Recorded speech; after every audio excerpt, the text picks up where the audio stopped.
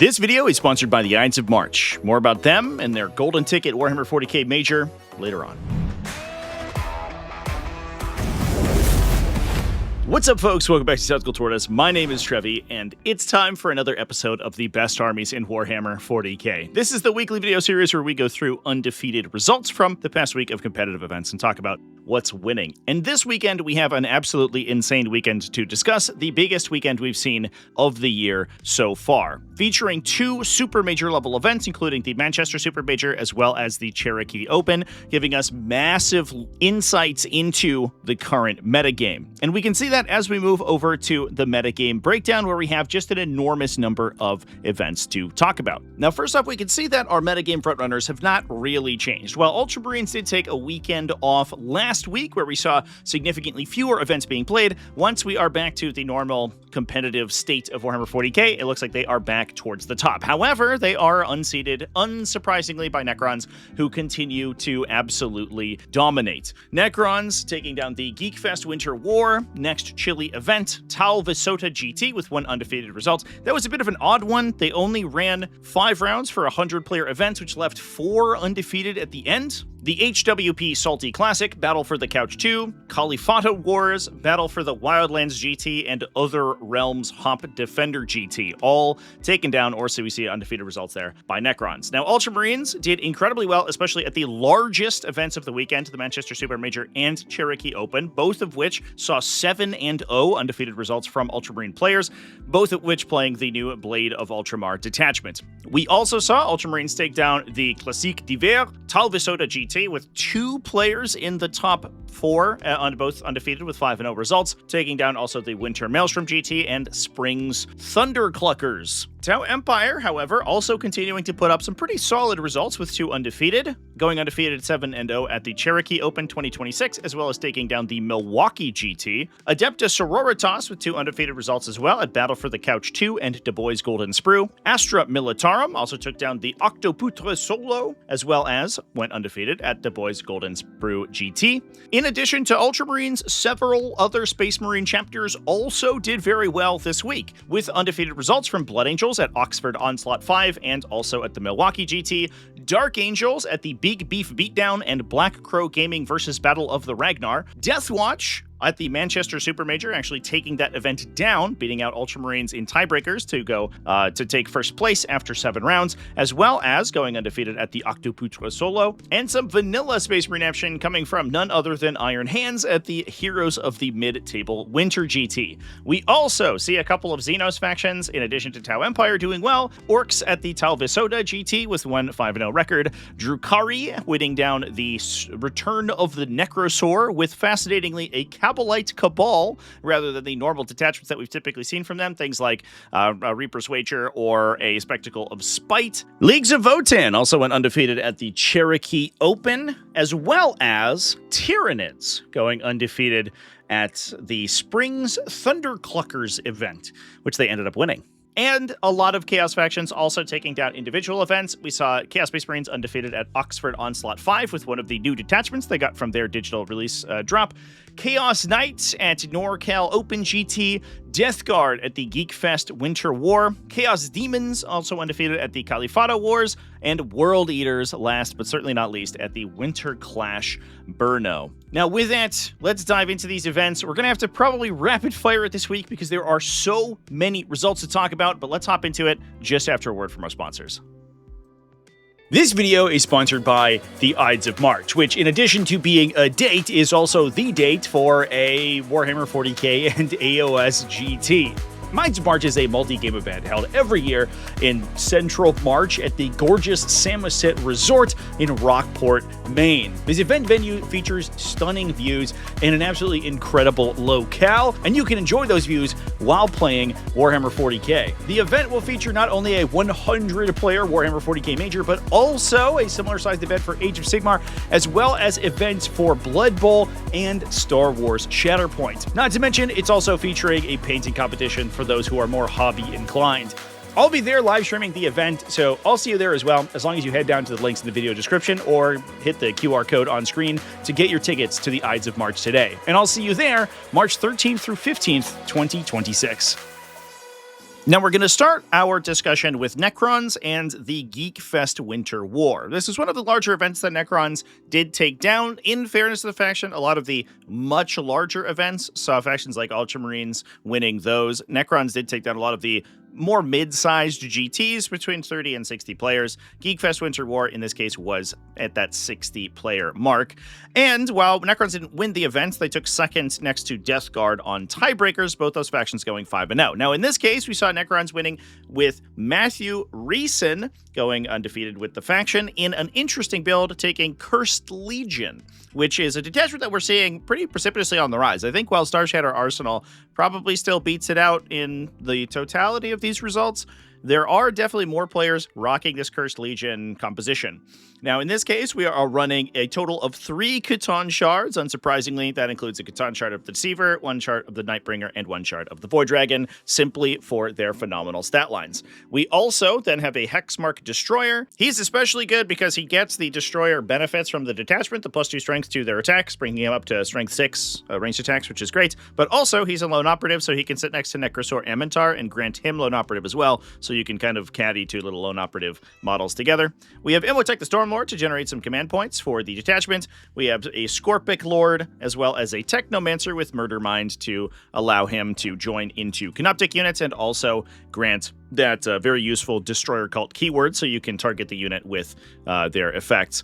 Now, in this case, it does look like the Technomancer is probably going to be hopping into a Destroyer unit. We do have a big unit of 6 Scorpic Destroyers. Whether or not they're attaching with the Scorpic Lord or with the Technomancer, I guess, is up for debate. I think that the Technomancer, I think the biggest unit that he can apply his nice little 5+ Fino Pain to would be that big unit of Scorpic Destroyers, so I would not be surprised if that was where he went. It should be noted, though, however, that because of his dual attachment ability, he cannot dual attach with the Scorpic Lord, so while he can jump into a unit alongside something like a Royal Warden or an Overlord, he is restricted to Royal Warden and Noble keywords for his dual attachment, so if he attaches to the Destroyers, the Scorpic Lord cannot attach. So the Scorpic Lord himself would probably attach to one of the smaller units of Scorpic Destroyers. That said, Cursed Legion does have defensive technology for these guys. That includes Image of Death to give -1 a hit to a unit in either the shooting phase or the fight phase, and a Technomancer, both giving a healing effect in addition to a 5+ Feel No Pain. On top of that, -1 to wound can keep that unit alive for quite a while. We then also have a single Locust Destroyer for utility, plus 2 units of Ophidian Destroyers for their up-down, as well as those 2 additional units of Scorpic Destroyers as well.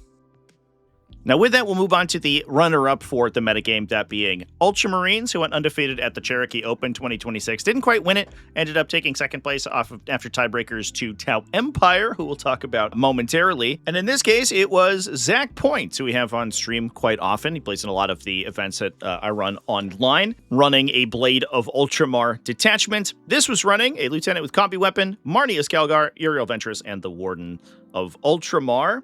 We have a single Intercessor squad, as well as a Company Hero squad, likely for Uriel Ventress to hop into. We do have a big unit of Victrix Honor Guard for Marnia Skalgar to deliver to the fight with his advanced shoot in charge.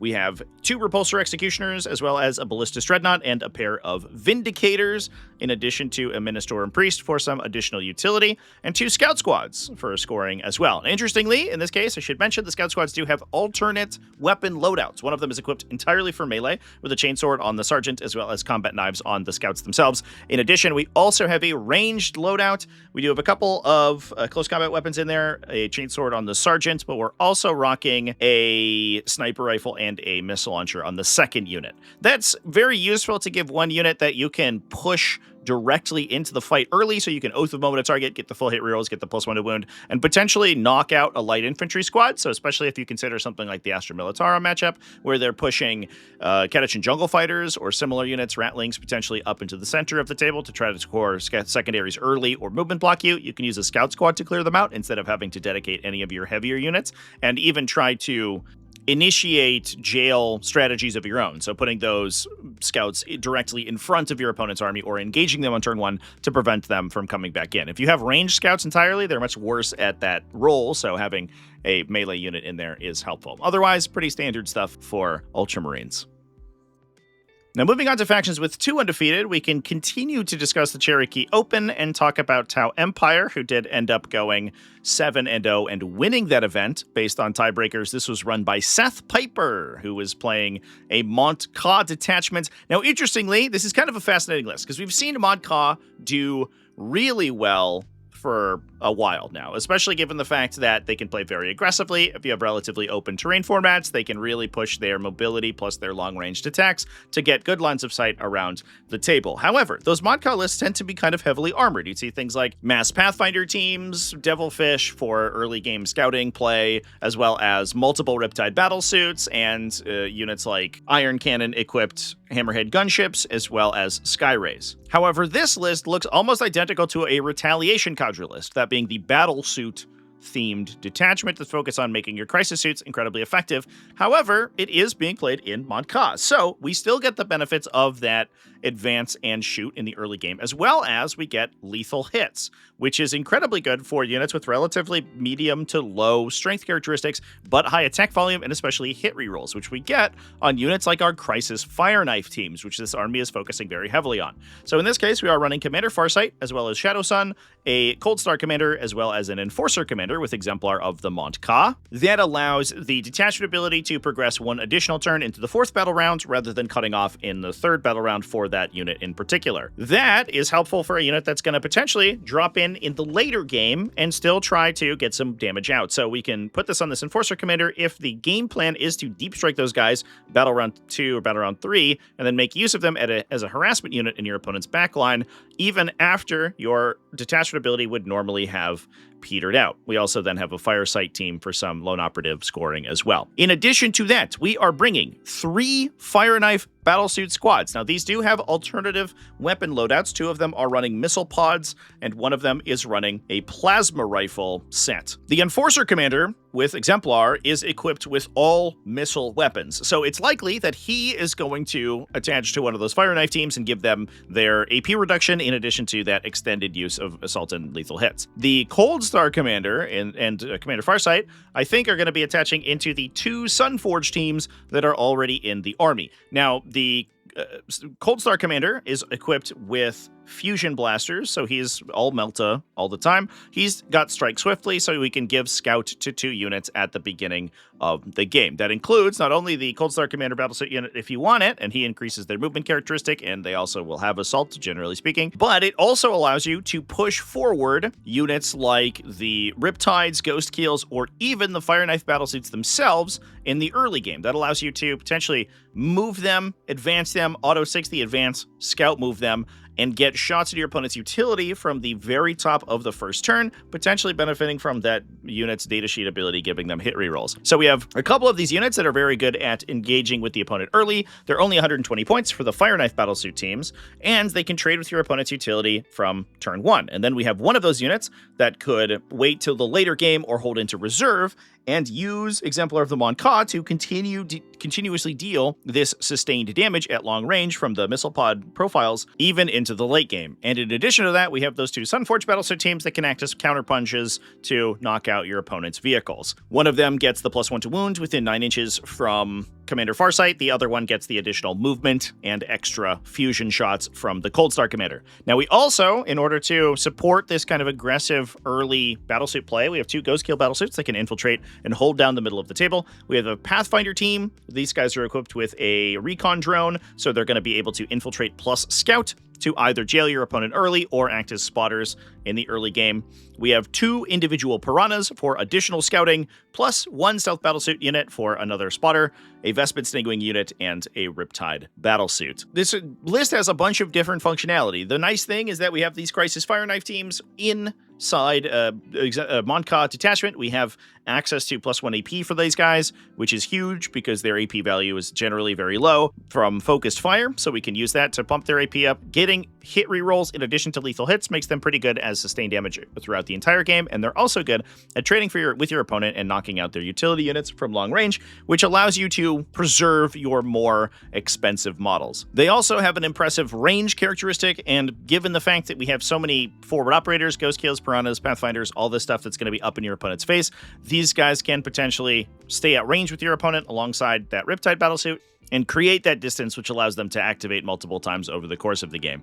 A really fascinating list because, as I mentioned before, it looks like a list from an entirely different detachment, just using basically a lot of the same combos, but in a mod con detachment, which does have that really powerful early game alpha strike, which allows you to play a more cohesive game regardless of whether you go first or second. If you go first, you're able to scout forward, infiltrate, hit your opponent immediately. If you go second, you can play a more cagey game plan, use that exemplar of the Monka for late game, and use bottom round 5 scoring to try to edge your opponent out on scenario. Now, moving on, let's talk about some Imperium factions. First of all, discussing Adepta Sororitas, who won the Du Bois Golden Sprue GT at 5-0. This was piloted by Jeffrey Kolodner, playing Hallowed Martyrs Detachment. In this case, he had a Canoness with Saintly Example, the classic utility Canoness, which will generate Miracle Dice when she dies. You can then use Divine Intervention to bring her back and generate more Miracle Dice later. We interestingly have a Jump Pack Canoness with no upgrades, just rocking a Blessed Halberd. She's going to be nice to hop in and just act as a single point-and-click adventure. She can hop in with a Rapid Ingress, run up, and use her once per game additional attacks to knock down a utility unit, and then maybe die. Maybe use Divine Intervention to keep her alive if that matters, or generate Miracle Dice on her death. Either way, you're going to be able to trade her for value. Pretty nice stuff. In addition, having Jump Pack Deep Strike equipped models is very helpful for this detachment in general, because you're going to be able to do things like, if you have the command points for it, Rapid Ingress into a Heroic Intervention, and then use Suffering and Sacrifice to force enemies to attack her. So if you have single large enemy units that are enemy models that are coming in to try to clear out your heavier units, things like your vehicles or your Sacrosants in this detachment, the Jump Back Canoness can swoop in to save them, use Suffering and Sacrifice, die, potentially get respawned, and then swing again later. We also have Junith Eruita to generate some additional command points, Morven Vol alongside a unit of 3 Paragon Warsuits, a classic inclusion for Adepta Sororitas, and we do have, through Suffering Strength, on a Palatine, which will give her additional strength and attacks based on her number of remaining wounds. The Palatine, obviously, once you get below half strength, so once he gets down to a wound, she can get +1 to hit, +1 to wound, full hit and wound rerolls from Righteous Vengeance. She generates mortal wounds on successful wound rolls, so additional attacks in addition to mortal wounds, in addition to wound rerolls, with additional damage on top of that. So she's swinging with damage 4 plus a mortal wound on each successful wound. Gets insane. This Palatine can kill the universe if you give her the opportunity to. We have a Battle Sister Squad, which can split into 2 thanks to an Immolator inside the army. We have a single regular Rhino, which is going to be carrying around a unit of Celestian Sacrosants, as well as a pair of Castigators, both of those equipped with battle cannons for the ignore cover shots. We have a bunch of Mortifiers, which are interesting. These are nice little independent units. They're relatively fast.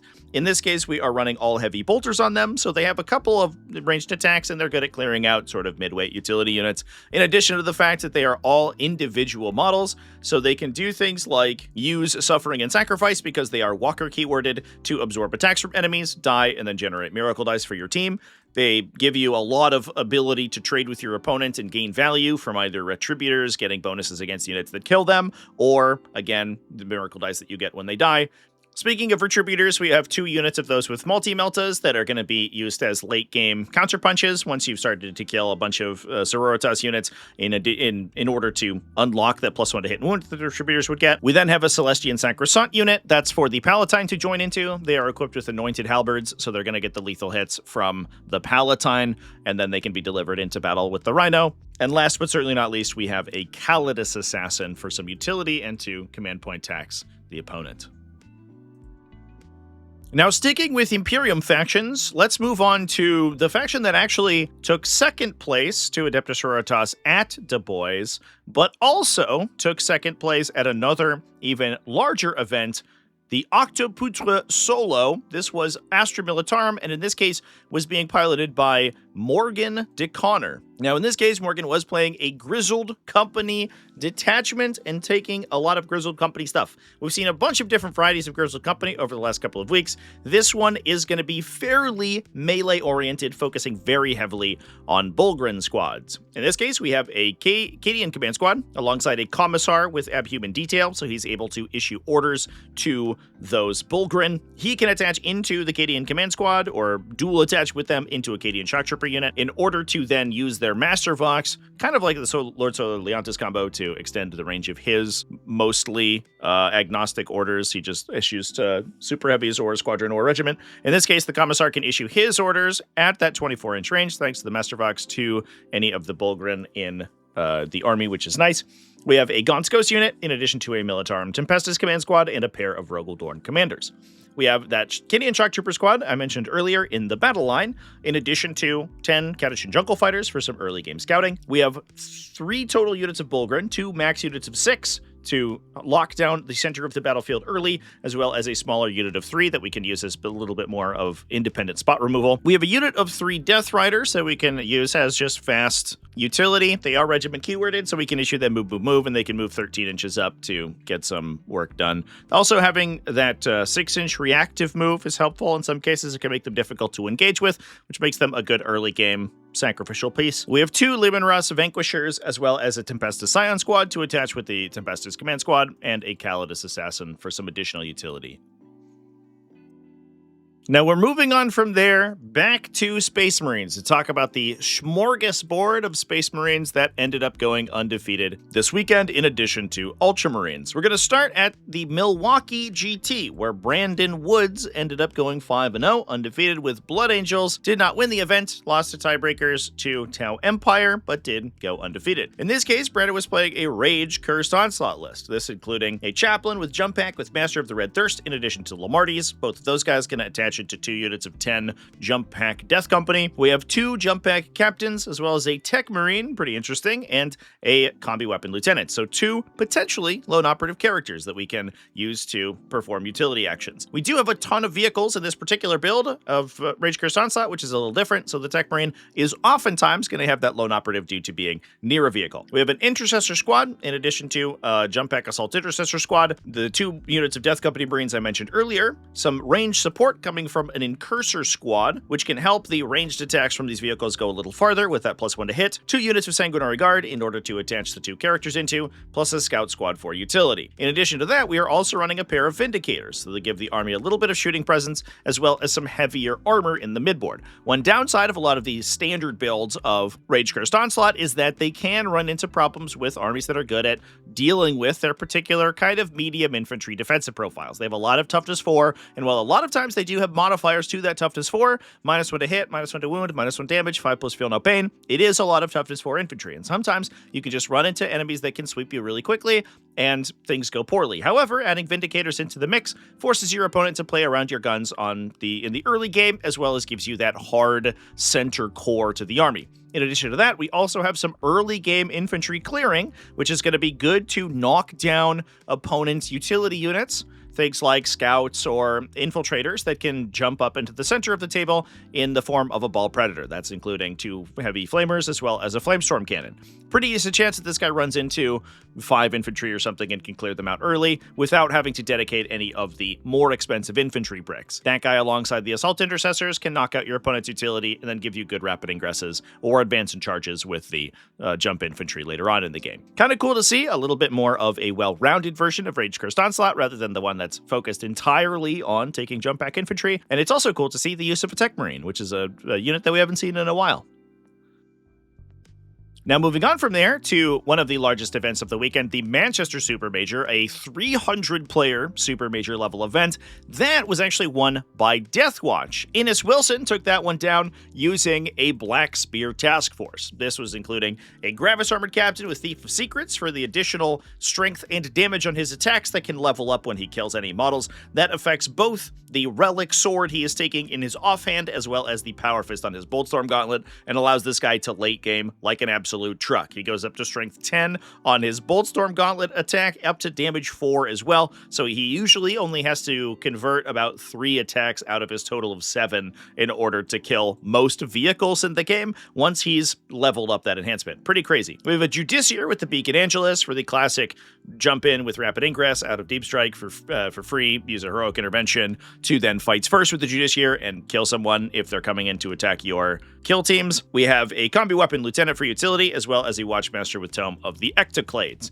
That Watchmaster is going to be hopping into one of the 40k's kill teams, and we have a Deathwatch veteran kill team with a bunch of melee weapons loaded out. We are leaving the heavy weapons, the flamers and the bolters at home for these guys. Instead, we're taking 4 power weapons, a Xenophase blade, as well as 4 thunder hammers, and a black shield in that veteran squad. That's for the Judiciary to hop into, and we can do some serious melee damage. We have an Intercessor squad for the backline, 3 40k's kill teams. Those guys are going to be bringing those pair of Desolation Marines to add some indirect fire to the army. Plus, we get a bunch of Hellblasters in the unit, so we get some pretty solid direct fire shooting too, all at a very affordable points value. We have 2 Incursor squads to improve their ballistic skill with +1 to hit, and we have 2 Indomitor kill teams for the ultimate back-breaking Alpha Strike. Those are each equipped with 4 heavy Intercessors, which should take a combination of heavy bolt rifles and heavy bolters, in addition to 3 Flamestorm Gauntlet Aggressors and the 3 Eradicators, bringing the Melta attacks. We have an Infiltrator squad for some additional utility as well, but generally speaking, we're going to begin the game by peeling out your opponent's utility units with the 40k's kill teams slowly over the course of a turn or two.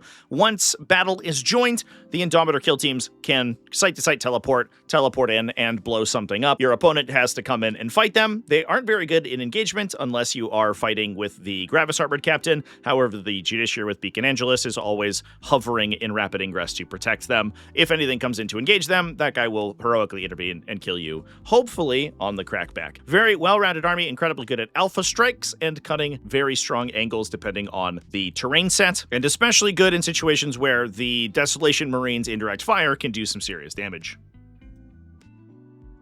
Now, in addition to that, we also saw some pretty solid results from Dark Angels this week, 2 undefeated results, as well as one at the fairly large Big Beef Beatdown, a 72-player GT running 6 rounds. This was won by Kyle McCord, the Deathwatch extraordinaire, running Wrath of the Rock. This included Azrael, a combi weapon lieutenant, as well as Lionel Johnson. We had an Intercessor squad for the backline, a unit of Jump Pack Assault Intercessors, in addition to 2 Centurion Devastator squads. These guys benefit from the -1 to wound from Wrath of the Rock, which makes them incredibly difficult to kill. They have a 2+ save, high toughness, and that situational -1 to wound can make them tough to take down. We have 2 units of Deathwing Knights, an Incursor squad to buff those guys with +1 to hit. Nice thing with that on the Centurion Devastators is that the Devastators naturally have reroll 1s to hit and reroll wounds on their las cannons because they are twin linked. These guys are all equipped with the Centurion missile launchers and las cannons for anti-tank loadouts. Once the Incursor squad shoots something, even if it's not on an objective, the Devastators will hit on 2s, rerolling 1s, which means they should convert almost all of their las cannon shots. If you compare that to a lot of other similar varieties of ranged platform inside the Space Marine Codex, it has a greater level of reliability and a higher attack volume, which means it's good into a wider variety of targets than something like a Gladiator Lancer, potentially. You don't need Oath of Moment on these guys, for example, to get that very high reliable shooting out. We then have a Landspeeder Vengeance. We're seeing a lot more play from these Vengeances just because they have these massive numbers of twin-linked attacks. 3 damage plasma shots with twin-linked means that they can hit well above their weight class, and they're extremely fast, especially with Tactical Mastery to give them advance and shoot, as well as having a shoot back if you end up killing any of these really defensively oriented infantry squads sitting in the middle of the table, which allows them to punch into even heavier armored targets, toughness 10+, and do some pretty serious damage. We have a Scout squad as well as a 10 model unit of Sternguard veterans. That's for Asriel to hop into so he can give them sustained hits. When you target the Oath of Moment target, they get full hit and wound rerolls, which is good for devastating weapons. Azrael has devastating weapons both in melee and at range of his own, so he synergizes very well with them, in addition to giving them that 4+ invuln that they normally lack. Now with that, let's move on to talk about our last Space Marine chapter of the week, that being Iron Hands, who took down the Heroes of the Mid-Table Winter GT. This was run by Brent Johnson, and was playing a Bastion task force, which is pretty wild. In this case, we were playing a Terminator Chaplain with Hero of the Chapter.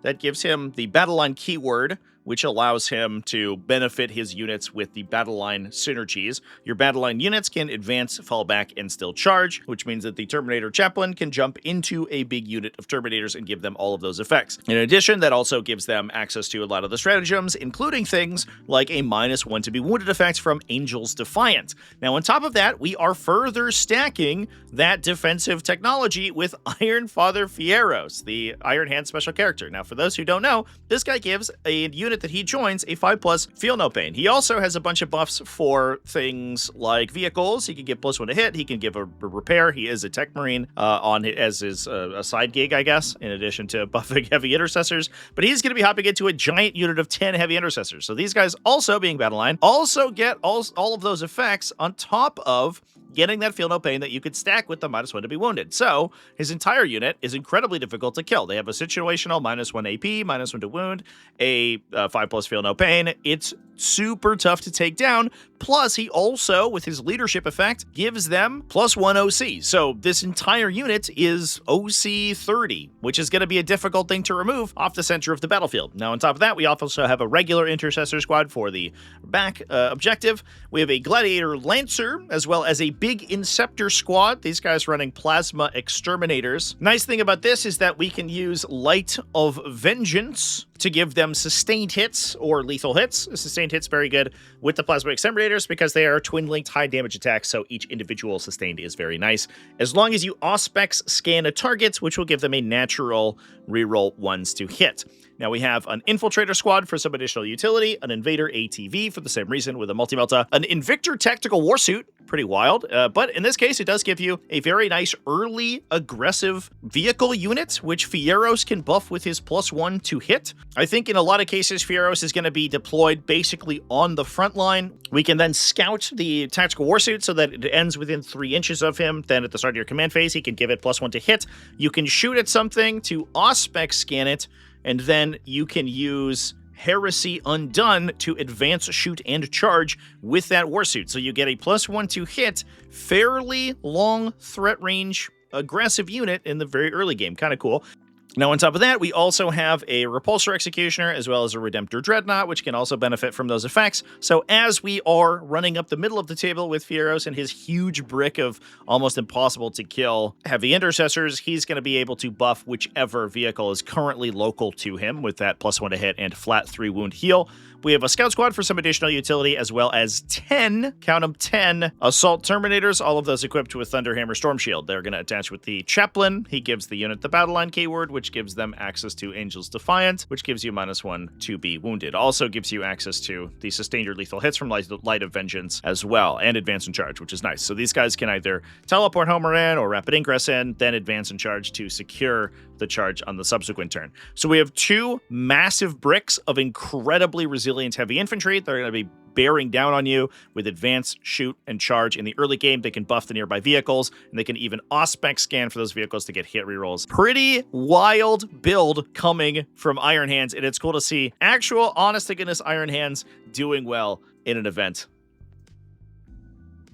Now, with that, we are going to move all the way back to the Cherokee Open, the largest event of the weekend, 400 players, and start talking about some Xenos factions. First of all, talk about Ronnie Kinney, who went 7-0, took 3rd place at the event with Leagues of Votann. Now, Ronnie is another player that I've streamed many times on my channel because he is a prolific Leagues of Votann player online, and I know has been rocking the faction for a huge amount of time, so it's nice to see him see a bunch of success with it. In this case, he is running a Hearthband list that includes Buri Ignerson, an Einhir champion, as well as a Call with the Bastion Shield for that AP reduction effect against enemies nearby. We have a Hearthkin Warrior squad, 1 Capricus Carrier, as well as the Sagittor to split that Hearthkin Warrior squad. We do also have a Hernkin Jaeger squad for the Sagittor to split up as well. We have a total of 3 units of Brokir Thunderkin, 1 big unit with Graviton Blast Cannons, as well as 2 smaller units of 3 with Graviton. We have a pair of Chthonian Berserk squads, both of those rocking Concussion Mauls, in addition to 3 Einhir Hearthguard units, 1 big unit of 10, as well as 2 smaller units of 5, 2 Hernkin Pioneer units, as well as a unit of Ironkin Steeljacks with heavy Vulcanite Disintegrators. These guys are going to be good at locking down the center of the battlefield, while you can drop in Einhir Hearthguard, the smaller 5 model units, in order to attack your opponent's utility units. Once your opponent reacts to deal with the Hearthguard, the big unit comes in and hammer blows them down. In addition to things like the big Brokir Thunderkin unit that allows you to throw enough stuff into the Beat Grinder that you're eventually going to out-attrition them and simply crumple them up into a little ball in their own deployment zone. Now, moving on, let's talk about Tyranids and an insane build from the Springs Thunder Cluckers February GT. This was a 70-player GT that Tyranids ended up winning with a 5-0 record. We also saw Space Marines in second place with 5-0, with Ultramarines less exciting. So let's talk about some Tyranids. In this case, this is a list after my own heart. You might know I love Hive Tyrants a lot, and this list has 2 of them, which I absolutely love. Unfortunately, they are 10th edition Hive Tyrants, so they're slow and weak and make me sad. However, Matt Evans here made them work, which is sick. In this case, he was playing a Death Leaper, 2 Hive Tyrants, one being a standard Hive Tyrant with all melee loadout, my favorite one. That includes a Monstrous Bone Sword and Lash Whip plus Scything Talons and the perfectly adapted enhancement.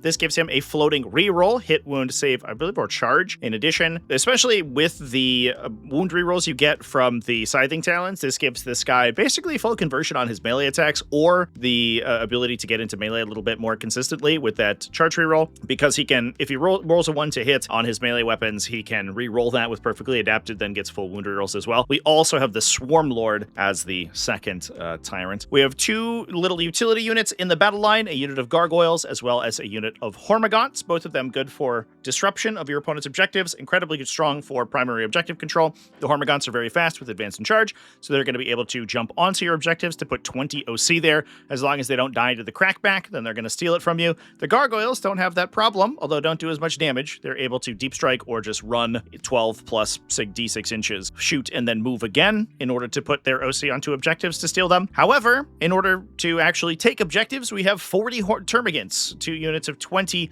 all of those equipped with Spine Fists, as well as a couple of Strangle Webs in there. These guys get advance and shoot from the Hive Tyrant if they are nearby, so you're going to be able to consistently move up and fire those Strangle Webs to apply some mortal wound damage to your opponent. But more realistically, we're going to put them near objectives, and then as we take casualties, they can be protected by the Venom Thropes in the army for stealth and cover. That will make it difficult to kill the entire Termagant unit. That then allows you to endless swarm individuals back into the unit to retain control of those objectives. We have a Biovore for scoring, a pair of Neurolectors to try to make use of that +1 to wound, or for early game utility. In addition to, as I mentioned before, the Venom Thropes, 2 Norn Emissaries for some additional midboard control. This army is absolutely just insane at controlling down the midboard, plus a total of 12 Tyrant Guard to attach in with those Hive Tyrants. Now, all of these big bricks can be protected by a 5+ invulnerable save from Rapid Regeneration. They all get either sustained or lethal hits against their selected target keyword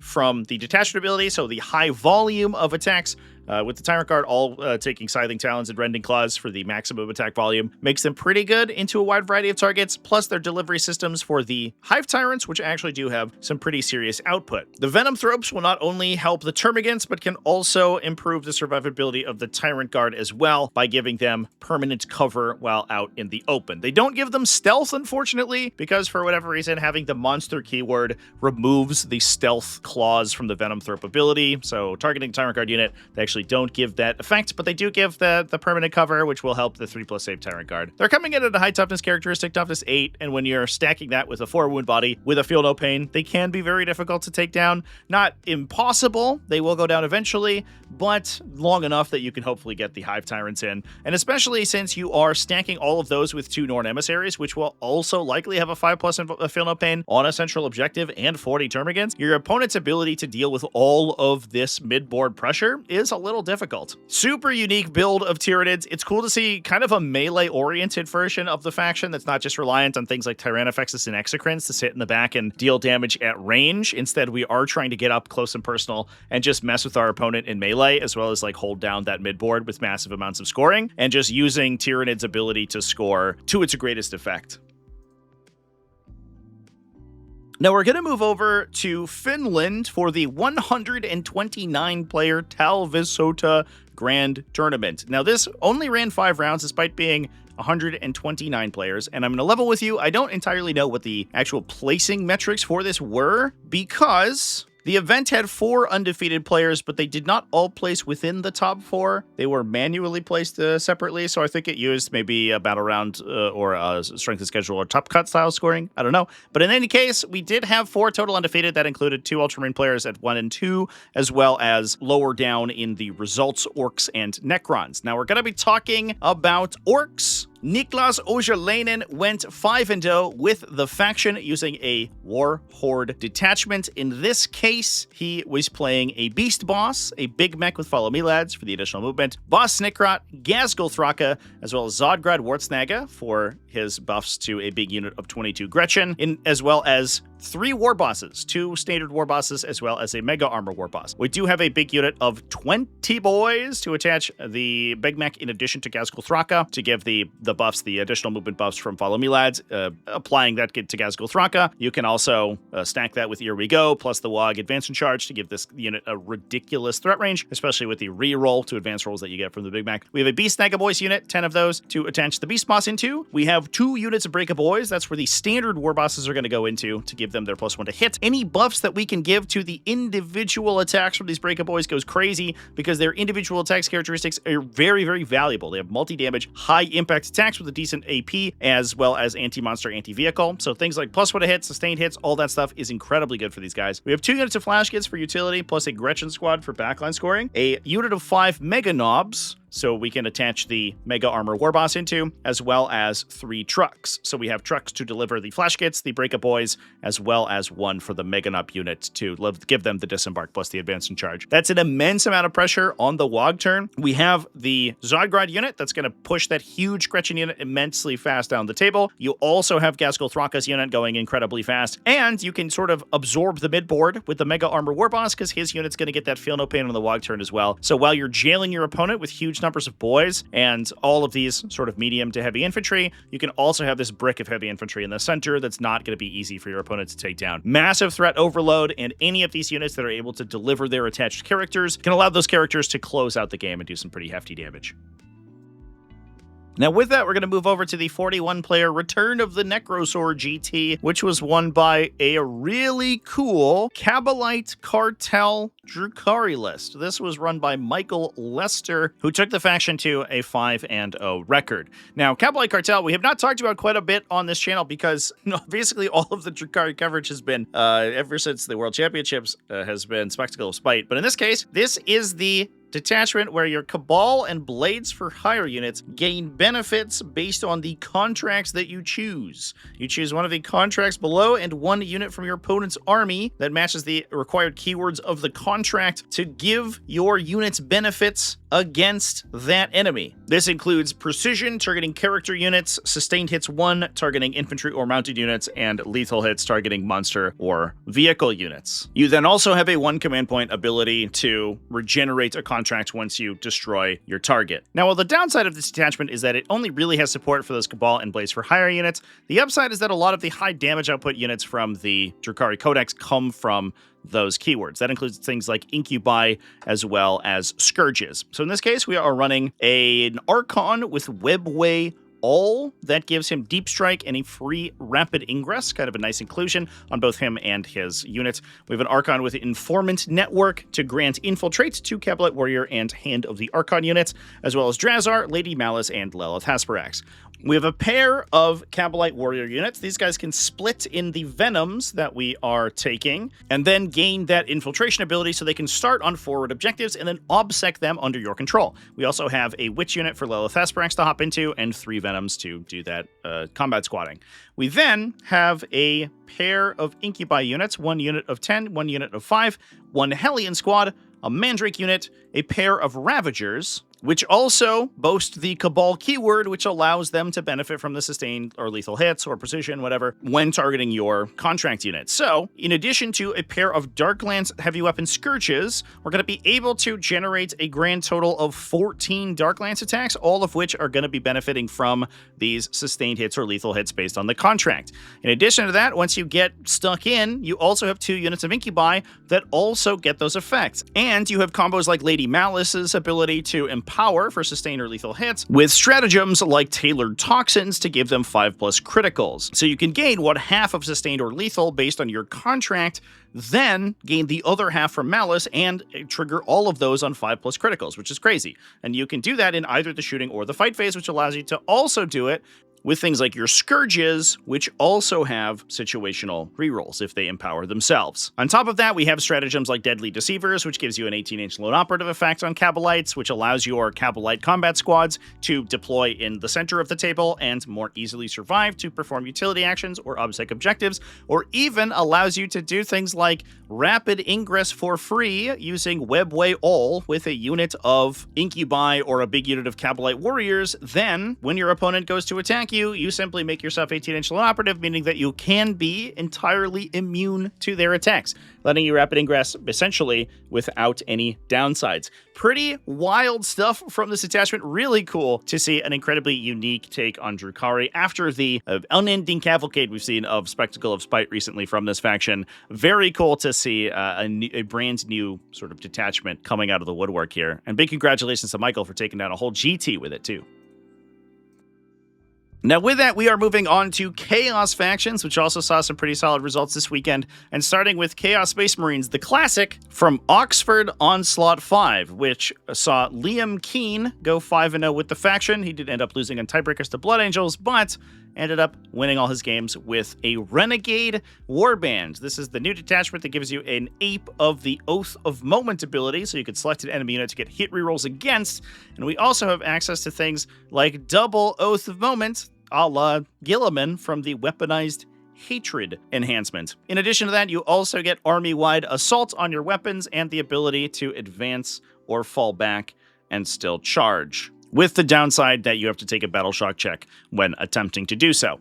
Now, we are taking, in this case, a Chaos Lord with the Empiric Symbiote enhancement. This gives him +1 to advance and charge rolls. Given the fact that his unit can always advance and shoot, that means that you're going to always be advancing at +1 and then shooting, and you can take a battle shock check to advance and charge as well. So that also gives you an additional bonus to your threat range, essentially a total of +2, and especially given the fact that that is not contingent on being battle shocked, so it's not contingent on any stratagems. You get that regardless of whether or not you failed the battle shock check to allow you to advance and charge.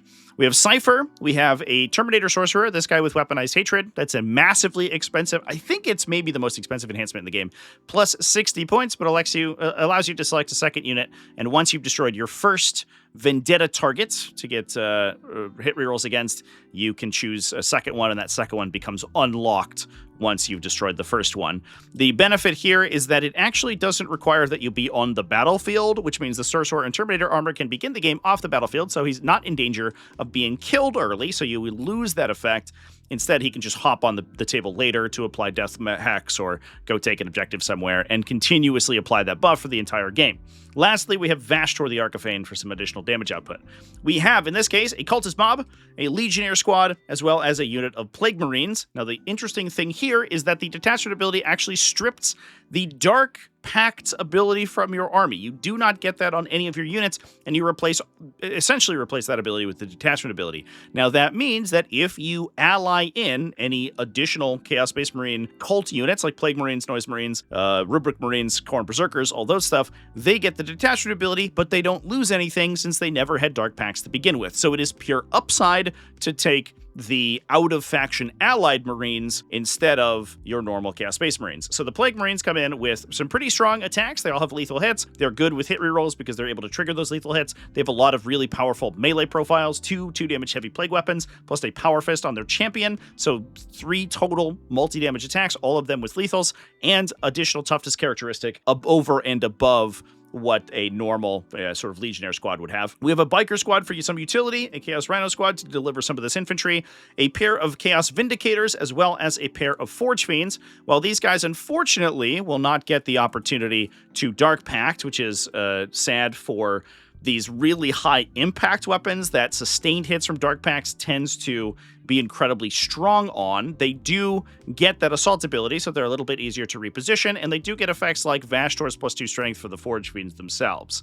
Fortunately, as well, the Forge Fiends are still able to use their Devastating Wounds ability because that does not require them to Dark Pact as well. So they're still going to gain Devastating Wounds, even if they aren't getting any critical hit effects. We then have a pair of Noise Marine squads for anti-infantry shooting. They're going to be able to go into that Rhino, and we have a Raptor squad for some additional damage output. These guys are nice because they, kind of similar to the the Plague Marines, they come in with a lot of Power Fist attacks, 2 damage attacks, that enjoy having the additional consistency of that hit rerolls. The downside being that you don't get the additional effects of Dark Pacts. However, there are a lot of stratagems in the detachment that can improve their damage output. That includes things like Vengeful Destruction to give them +1 to wound because they're infantry, or Never Outgunned, which allows them to get lethal or sustained hits in either phase. Now with that, we're moving on to the NorCal Open GT, which was won by Thomas Shapansky, who is running Chaos Knights. In this case, he was playing a Houndpack Lance, which is kind of cool to see. The War Dog-focused detachment that lets you take a ton of War Dogs and give them, honestly, kind of a similar ability to the Chaos Space Marines we just talked about, where they could get sustained hits targeting a single enemy. However, you also get stratagems like reactive moves for War Dogs and fight on death or shoot on death for War Dogs, as well as up-downs, enhanced critical hits. A lot of really nice benefits for War Dogs explicitly. Now, in this case, we are taking a single Knight Desecrator. This guy gives War Dogs a passive reroll 1 within 9 inches of him, so inside the center of a Houndpack Lance, he actually adds a ton of value to the army. We have 3 Warthog Executioners who can hang out with this guy and benefit from that reroll 1s to hit. These guys are upgraded to characters thanks to the detachment ability, and in this case, one of them has the Prey Slayer's Mantle effect, which allows him to walk through walls, since he gains the Super Heavy Walker ability, which gives him the opportunity to walk over small stuff as well as walk through large terrain features with the chance that he can potentially battle shock himself. The other 2 were not enhanced in any way, but did just get the character keyword from the detachment. That lets them use Vox Howl, which forces battle shock checks on enemies within 6 inches and allows you to un-battle shock your own hounds within 6 inches. This is usable at the start of either player's shooting or fight phase, so you can mess with your opponent's stratagem usage, or take objectives away from them if you have battle shock models that then un-battle shock and apply their OC characteristic to the objective. Kind of a cool effect.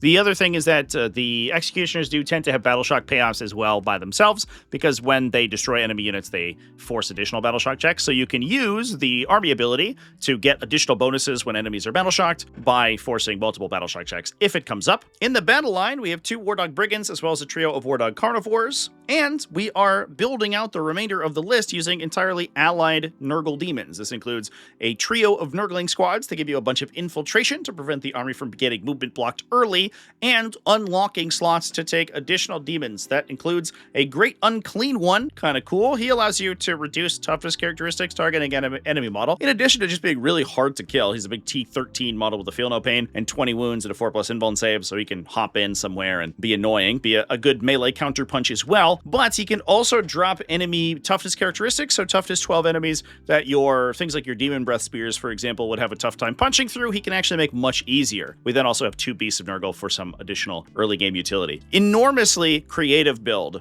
coming out of this Houndpack Lance. Really cool. We have seen Houndpack Lances do pretty well in the past, just running maximum War Dogs for huge amounts of OC on relatively high toughness characteristic vehicles. However, this one that's comboing together these Nurgle Demons, plus this Desecrator, plus these character War Dogs, plus this Great Unclean One toughness reduction effect is really cool. And it's cool to see a list like this doing well, especially one that is using a wide variety of the options available to the Chaos Knights without focusing on a single datasheet like a Despoiler, for example.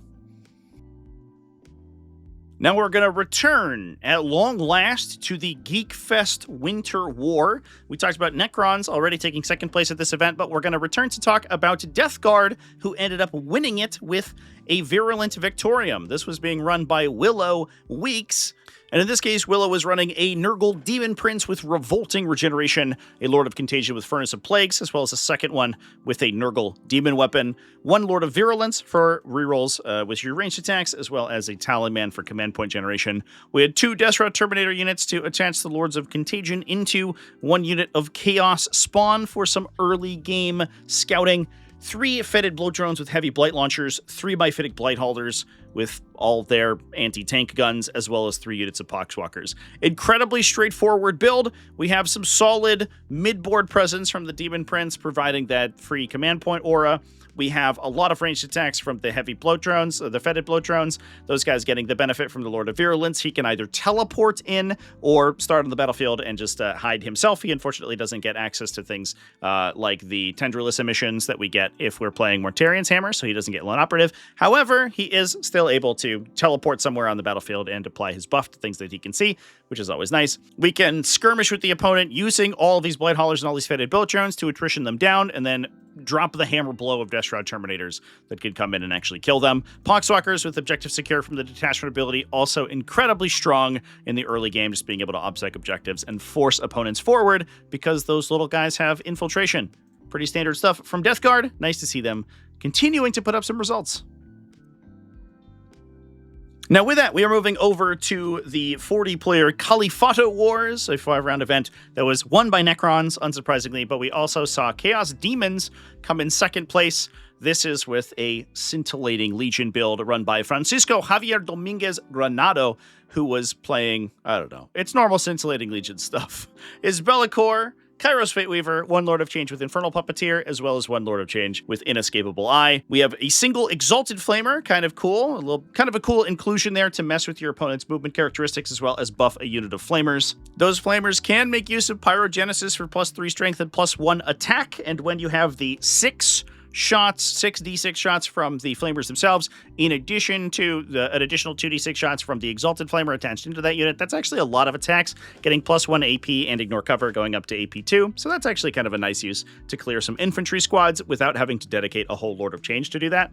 We have 2 Beasts of Nurgle for early game utility, the 1 big unit of 6 Flamers that I just mentioned, in addition to 2 units of 3, as well as a big unit of 6 Screamers and 2 units of 3 Screamers in addition. The other nice thing about those guys is that they're relatively large units, which means they can string to Bellicor's either reroll or his Lone Operative aura to protect themselves early, but they're also very difficult to kill. They're 18 wounds plus any attached characters. You can make use of defensive effects like the kind of -1 to hit in melee that Scintillating Legion has access to, but also just a 4+ invulnerable save to stick around way longer than your opponent thinks they should. Now with that, we are moving to our final event of the weekend. This one, a much smaller event, the 22-player Winter Clash Brno, being held in Czechia. This was won by Gabriel Benicki, running a Berserker Warband World Eaters list. This included Angron, Karn the Betrayer, a battle-lusting Lord on Juggernaut, as well as a Slaughterbound with Berserker Glaive. We had 1 big unit of Khorne Berserkers, a unit of 20 for the Lord on Juggernaut to hop into to buff with his extra movement, in addition to a smaller unit of 10 for Karn the Betrayer to hop into, 1 Chaos Rhino to deliver Karn, 3 units of Chaos Spawn for utility, 2 units of 8-bound, 1 standard regular 8-bound, as well as 1 unit of Exalted 8-bound, a Jackal unit, and a Goremonger unit for additional utility. I'm going to be honest, pretty standard. We've seen this list before, but it is always nice to see additional factions and undefeated. Congratulations to World Eaters for taking that one down. And that will finally round out one of our longer episodes of Best Armies in 40k. What an insane weekend this has been. Thank you for watching all the way to the end of the video. So many wild factions to talk about this week. Thanks as well to Ides of March for sponsoring the video. Please check them out in the links in the video description. And thanks as well to everybody who supports Tactical Tortoise, whether that's over on Patreon at patreon.com/TacticalTortoise, YouTube channel members, and Twitch subscribers. All you people are amazing, and I love you. Remember to keep it classy, folks, and have happy wargaming.